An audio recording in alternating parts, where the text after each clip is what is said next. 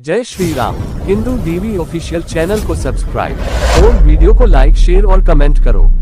गीता प्रथम अध्याय पाठ का महत्व और लाभ। श्री गीता उपनिषदों का सार है। महाभारत युद्ध के समय रणभूमि में भगवान श्री कृष्ण ने अर्जुन को जो ज्ञान दिया था वह गीता में बताया गया है।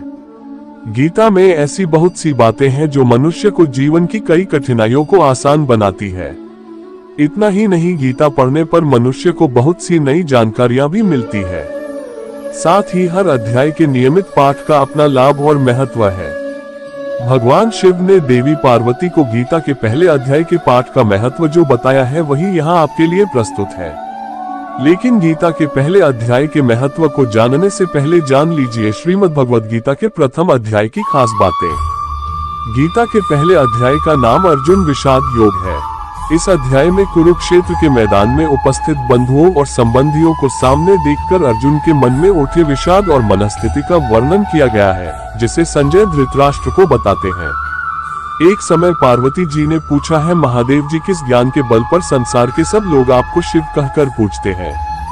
वृक्षाला ओढ़े और अपने सभी अंगों में शमशान की विभूति लगाए, गले में सर्प और नर मुंडों की माला पहने हुए हो, इनमें तो कोई भी पवित्र नहीं, फिर आप किस ज्ञान से पवित्र माने जाते हैं? तब महादेव ने उत्तर दिया कि हे प्रिय सुनो, मैं गीता ज्ञान को अपने हृदय में धारण करने से पवित्र माना जाता हूँ। इस ज्ञान से मुझे बाहर के कर्म नहीं व्यापते। तब पार्वती जी ने कहा कि हे भगवान, जिस गीता ज्ञान की आप ऐसी स्तुति करते हैं उसके श्रवण करने से कोई कृतार्थ भी हुआ है?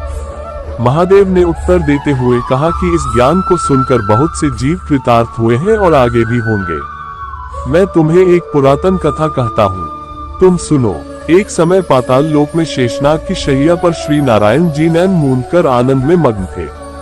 उस वक्त भगवान के चरण दबाते हुए लक्ष्मी जी ने पूछा, हे प्रभु, निद्रा और आलस्य तो उन पुरुषों को व्यापता है जो जीव तामसी होते हैं, फिर आपको तीनों गुणों से अतीत हो। आप तो वासुदेव हो, आप जो नेत्र मूंद रहे हो, इससे मुझके बड़ा आश्चर्य है। नारायण जी ने उत्तर देते हुए कहा, हे लक्ष्मी, मुझको निद्रा आलस्य नहीं व्यापता। एक शब्द रूप जो भगवद गीता है उसमें जो ज्ञान है उसके आकार रूप है। ये गीता शब्द रूप अवतार है। इस गीता में यह अध्याय 5 अध्याय मेरे मुख है, 10 अध्याय मेरी भुजा है, 16वां अध्याय मेरा हृदय और मन और मेरा उदर है, 17वां अध्याय मेरी जंघा है, 18वां अध्याय मेरे चरण है। गीता श्लोक ही मेरी नाड़ियां हैं और जो गीता के अक्षर है वो मेरा रोम है। ऐसा मेरा शब्द रूपी जो गीता ज्ञान है उसी के अर्थ में हृदय में विचार करता हूँ और बहुत आनंद प्राप्त होते हूँ। लक्ष्मी जी बोली, हे श्री नारायण जी, जब श्री गीता जी का इतना ज्ञान है तो उसको सुनकर कोई जीव कृतार्थ भी हुआ है, सो मुझसे कहो। तब श्री नारायण ने कहा, हे लक्ष्मी, गीता ज्ञान को सुनकर बहुत से जीव कृतार्थ हुए हैं, सो तुम श्रवण करो। एक व्यक्ति था जो चांडालों के कर्म करता था और तेल नमक का व्यापार करता था। उसने एक बकरी पाली। एक दिन वह बकरी चराने के लिए वन में गया और वृक्ष से पत्ते तोड़ने लगा। वहां उसे एक सांप से दंश लिया, जिससे वह तुरंत मर गया। मरने के बाद उसने बहुत से नरक भोगे और फिर उसका जन्म बैल के रूप में हुआ। उस बैल को एक भिक्षुक ने मोल लिया।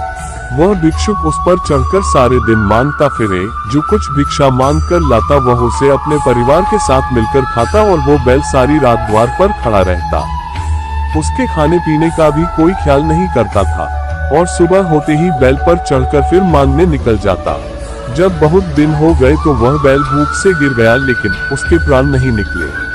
नगर के लोगों ने देखा और उस बैल को कोई तीर्थ का फल दे तो कोई व्रत का फल दे, तब भी उस बैल के प्राण नहीं छूटे। एक दिन गणिका आई, उसने लोगों से पूछा, ये कैसी भीड़ है? तो उन्होंने कहा कि इसके प्राण नहीं निकलते, अनेक पुण्यों का फल दे रहे हैं तो भी इसकी मुक्ति नहीं होती।